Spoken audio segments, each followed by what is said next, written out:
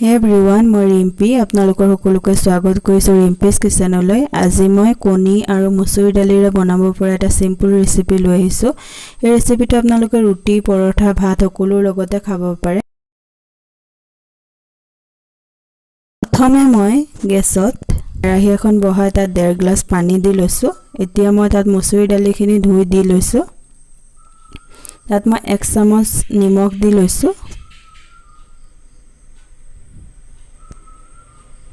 নিমখখিনি দি মই ভালদৰে মিলাই লৈছো। দালিখিনি কেৰাহীতে বনাব লাগিব কাৰণ দালিটো অলপ গোটা গোটা হৈ থাকিব লাগিব। এতিয়া মই ঢাকি দিছো। 10 মিনিট মান পিছতে দালিখিনি ধুনিয়াকৈ বইল হৈ গ'ল। এইদৰে গোটা গোটা হৈ থাকিব লাগিব দালিখিনি। এনেকুৱা হ'ব লাগিব।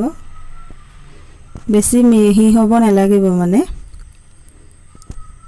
এতিয়া মই কণীটো বনাই লম। তাৰ কাৰণে মই বাটিত কণী দুটা ভাঙি লৈছো। তাত অকমান নিমখ মিলাই লৈছো। এতিয়া মই কেৰাহীত তেল দি লৈছো। তেলখিনি মোৰ যেতিয়া ভালদৰে গৰম হৈ গ'ল তাত মই কণীখিনি দি লৈছো। দি মই ভালদৰে ভাজি লৈছো ভুজিৰ দৰে।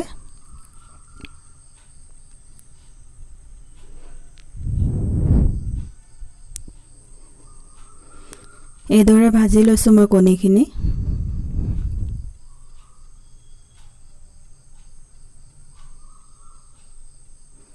কণীৰ ভাজিখিনি মই নমাই লৈছো। এতিয়া মই কেৰাহীত আকৌ অলপ তেল দি লৈছো।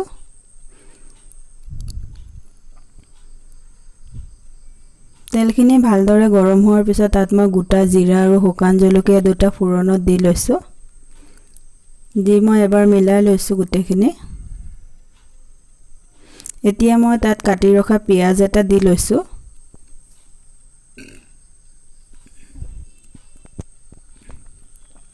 পিয়াজখিনি দি মই ভালদৰে ভাজি লৈছো অলপ সময়।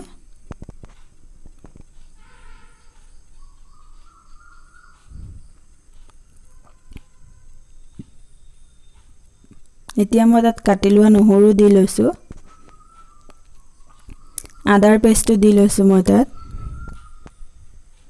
কাটি লোৱা কেঁচা জলকীয়া গোটেইখিনি দি মই এবাৰ ভালদৰে আকৌ ভাজি লৈছো 2 মিনিট মান।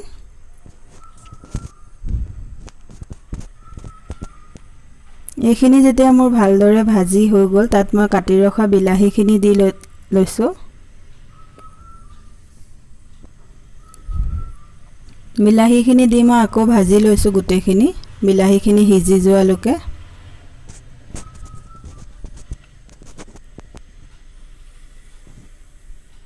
এইখিনি ঢাকি দিব লাগিব 2 মিনিট মানৰ কাৰণে যাতে বিলাহীখিনি সিজি যায় আমাৰ ভালদৰে।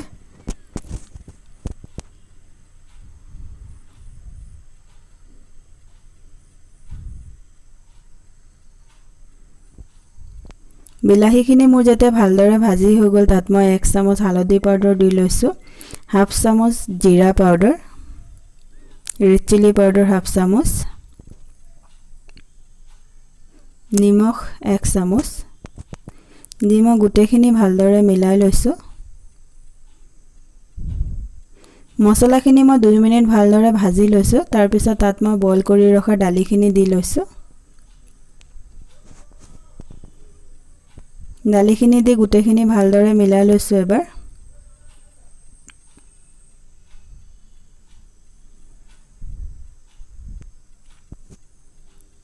এইখিনি মিলাই হোৱাৰ পিছত মই ঢাকি দিছো 5 মিনিটৰ কাৰণে। 5 মিনিট পিছত যেতিয়া ভালদৰে মোৰ দালিখিনি বইল হৈ গ'ল তেতিয়া মই আকৌ এবাৰ মিলাই লৈছো গোটেইখিনি। এতিয়া মই তাত ভাজি ৰখা কণীখিনি দি লৈছো। কণীখিনি দি মই আকৌ এবাৰ মিলাই লৈছো।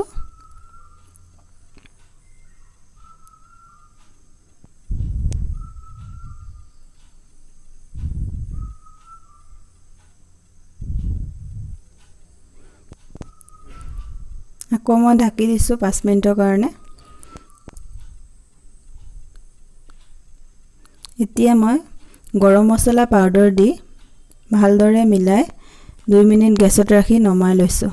দেখিছেনে কিমান সহজতে এই ৰেচিপিটো ঘৰতে বনাই ল'ব পাৰি। আমাৰ যেতিয়া ঘৰত সবজি নাথাকে একো নাথাকে তেতিয়া এই সাধাৰণভাৱে মচুৰ দালি আৰু কণীৰে ৰেচিপিটো বনাই খাব পাৰি। খাবলৈও বহুত টেষ্টি হয়।